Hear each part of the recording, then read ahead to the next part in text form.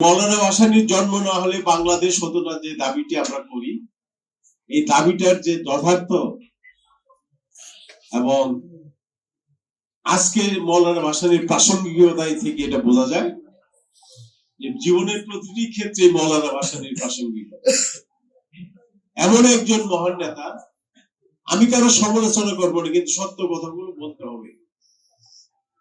অনেক বড় বড় নেতা জন্ম হয়েছে মৌলানা ভাসানী হাত দিয়ে হয়েছে। তাদের ভুল রাজনীতির কারণে পৃথিবী থেকে তারা বিদায় নিয়েছেন, কোন টু শব্দ হয়নি। এবং তারা গণমানুষের নেতা হয়ে এই দলটি মৌলানা ভাসানী হাতে গড়া দল ছিল পাকিস্তান আমলে, যে দলের পরে নেতৃত্ব দিয়েছেন শেখ মুজিবুর রহমান সাহেব। কিন্তু উনি সেই গণমানুষের, যার হাত ধরে গণমানুষের রাজনীতি এসেছিলেন, ক্ষমতায় গিয়ে উনি গণমানুষের বিপক্ষে চলে গিয়েছিলেন। গণমানুষের বিপক্ষে যাওয়ার ফলে তার কি পরিণতি হয়েছে সেটা আপনারা দেখতে পেয়েছেন। ওনার হাত ধরেই তার একমাত্র মেয়ে শেখ হাসিনা, তারা কি করেছেন আপনারা সবই জানেন। এবং আমি এর আগের কয়েকটি আলোচনা সবাই বলেছি এই প্রেস ক্লাবে, অবস্থা দৃষ্টে মনে হচ্ছে এই খুনি হাসিনার মাটিটাও বাংলাদেশ স্পর্শ করবে না, এই দেশে তার কবর হবে না।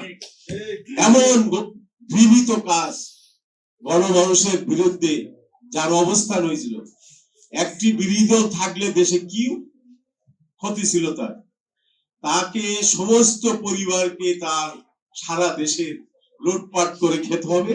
দেখছেন আপনারা স্বর্ণের ভল্টে অগ্রণী ব্যাংকে 872 বড়ি স্বর্ণ তার। এত লোভী, এমন চরিত্র, দুশ্চরিত্র মহিলা রাষ্ট্র ক্ষমতায় অধিষ্ঠিত হয়েছিল, সেটা আমাদের দুর্ভাগ্য, জাতির জন্য দুর্ভাগ্য। যিনি পরিবারের বাইরে কোনো কিছু চিন্তা করতেন না, দলকে ধ্বংস করেছেন, তার বাবার মতো একজন মহান নেতাকে ধ্বংস করেছেন, উনি নিজেই সবকিছু করেছেন, এর জন্য উনি নিজেই দায়ী। শেষ পর্যন্ত আমার মনে হয় তার মাটিটাও বাংলাদেশ হবে না। এটা আমি ত্রিপুরার সিনিয়রিটির এক আলোচনা সবাই, মান্না ভাইয়ের আলোচনা সবাই বলেছিলাম। আজকে এই প্রেস ক্লাবে অনেকবার বলেছি, অবস্থা দৃষ্টি এখন সেটাই হয়েছে। তার কারণ গণমানুষের বিরুদ্ধে অবস্থান নেওয়া।